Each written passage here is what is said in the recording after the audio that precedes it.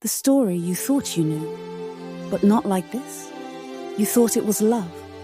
The check-ins, the just making sure you're safe, the decisions made for you, to help you. But now you feel trapped, smaller, afraid to disappoint. And you're asking yourself, is this love or control? Here's the truth. Coercive control is abuse, even without shouting, even without a bruise. It's love weaponized to manipulate, isolate, and dominate. And the scariest part? It often wears the mask of care. Welcome to Mind and Soul Learning. Today, we are looking at how love can become a weapon in relationships with coercive control.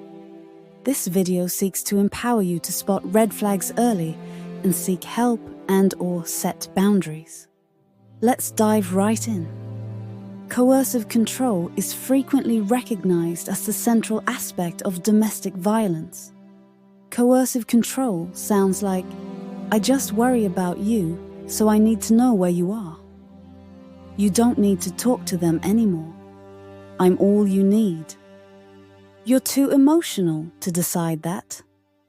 I only said that because I love you. You always overreact. This is why I don't tell you things. If you really trusted me, you wouldn't need space. Let me handle it. You're not good with money anyway. And little by little, you stop deciding.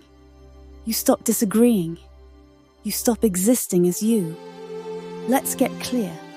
If love has become control, here's what you might notice. You feel like you're always walking on eggshells.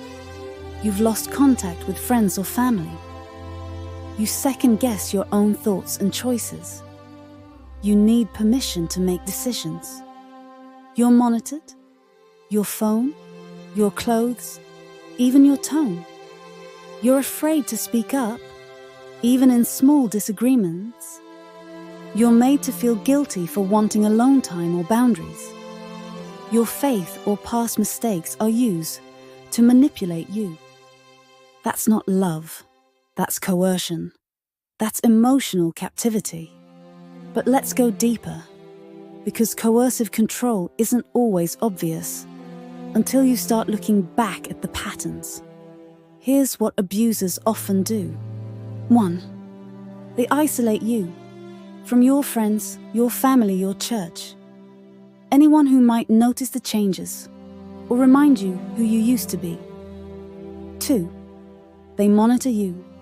Every call, every text, every delay at work. Suddenly, you're explaining yourself all day long. And even when they're not around, you still feel watched.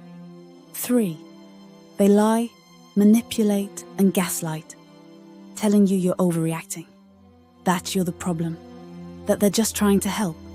And before long, you stop trusting your own mind. 4. They insult you.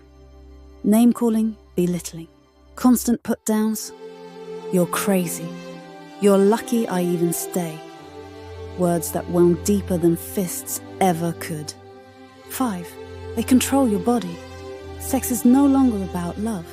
It's about power.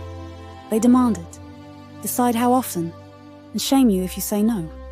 You wonder, did God design relationships to work this way? No, not at all. Jesus doesn't force. He knocks. He invites. He restores. Any love that demands obedience without honor isn't God's love. Here's the thing. You don't need bruises to prove you're in pain. You are not crazy. You are not helpless.